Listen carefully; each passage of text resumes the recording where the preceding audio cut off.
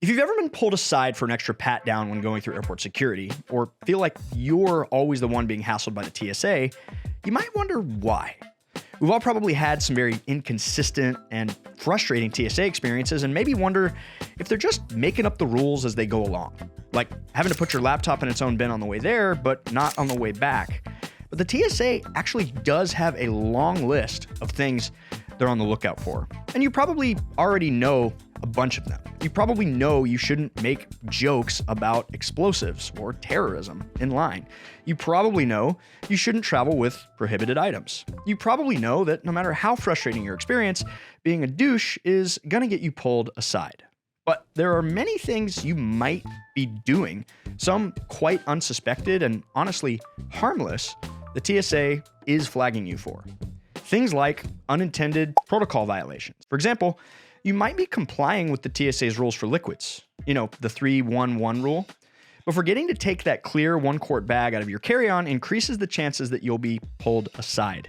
I recommend keeping that bag in an easy access place. If 311 sounds new to you and you have no idea what I'm talking about, we made a bunch of videos on this topic and I've linked them in the description below. Switching lines without asking, like from a full body scanner to a metal detector, can be seen as suspicious behavior. Now, you might have perfectly legit reasons to not go through the body scanner, and you actually have the right to opt out. Opting out does mean that you're opting in for a pat down, but you do have that right. Regardless of your preference, you need to verbally opt out. You can't just go stand in the other line. Did you know how you dress can be a red flag? Everybody wants to be comfortable when they fly, right? But keep in mind, overly loose and baggy clothing can actually raise suspicions. And the idea is it would be easier for you to hide something under all that fabric. Likewise, wearing clothes that don't match the seasons or your destination can also be a red flag. For example, a heavy coat in summer might raise suspicions and earn you a one-way ticket to Pat Down City. Several of the things you bring with you can also raise red flags. You probably already know carrying large amounts of cash is going to raise some eyebrows. If for some reason you do need to travel with a large amount of cash, you need to declare it. But there are common and completely harmless items that make you look real suspicious, like coffee, you smuggler. Believe it or not, carrying large amounts of coffee can raise suspicions. Smugglers have been known to use coffee to mask the scent of contraband, so it might be better to put that souvenir coffee in your checked bag. Speaking of smuggling, TSA agents might ask you to power on electronic devices like laptops to ensure that they're functional and not hollowed out for smuggling purposes. If your device can't be turned on, it might be confiscated or at least lead to a more thorough inspection, which is hilarious because they've also got all these rules about batteries and what types of batteries can and cannot go into checked luggage versus carry-on luggage. So keep your really dangerous battery charged, please. Okay, no coffee, keep my laptop charged, got it. Anything else? Yeah, unfortunately, many behavioral things. Ever get nervous before a flight? Maybe you're an anxious flyer, that's not uncommon. Exhibiting overt signs of anxiety can trigger a search. Are you talkative? Being a little too chatty with your TSA agent could make you seem suspicious. In fact, the TSA has an entire behavioral checklist used to, in their words, identify potential terrorists based on behaviors that indicate stress or deception. Each behavior is worth a certain number of points. Ever run late for a flight before? That'll be 1 point. Strong body odor, 1 point. Maybe I'm okay with that one. Obvious Adam's apple jump when requested to submit to screening procedures. Seriously? And basically, if an individual racks up enough points, they get pulled aside for a screening and then exhibit enough of a certain behavior in that screening, and a law enforcement officer needs to get involved. And the problem is, most of this stuff is completely speculative and subjective, and it hasn't been proven to be backed by science at all. Here are some of the more ridiculous ones. Whistling during the screening process.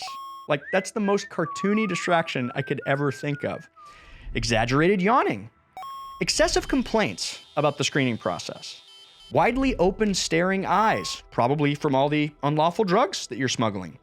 Pale face from recent shaving of beard. Appearing to be in disguise.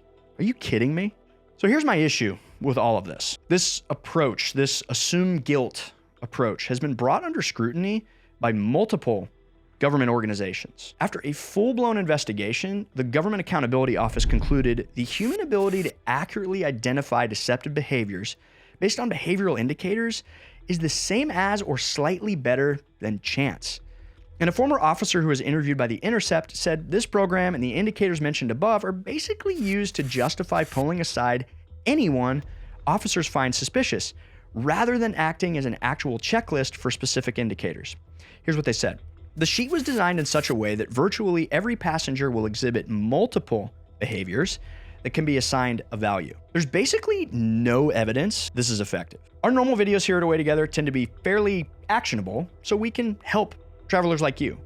However, the deeper I got into researching for this video, the more I felt that though there are many ways you can prepare to make your airport experience smoother, there's still a strong chance you get pulled aside. And look, I'm glad there are some precautions in place here. We've seen the alternative, right? We all want to know that we're safe and that steps are being taken to stop bad actors. This isn't an anti-TSA message. I've met a lot of really pleasant TSA agents, and I know that many of them are just doing a job. I want to give human beings grace where it's due. But I think we'd be kidding ourselves if we didn't acknowledge this system could use a lot of work. I know personally, as a traveler, I'm willing to subject myself to an awful lot of discomfort because I believe the destination and the journey are worth it. And I think the best travelers are optimistic and resilient. But here's hoping that improvements are on the way. If you want to know other common TSA mistakes to avoid, please check out this video. Thank you so much for watching, and happy travels.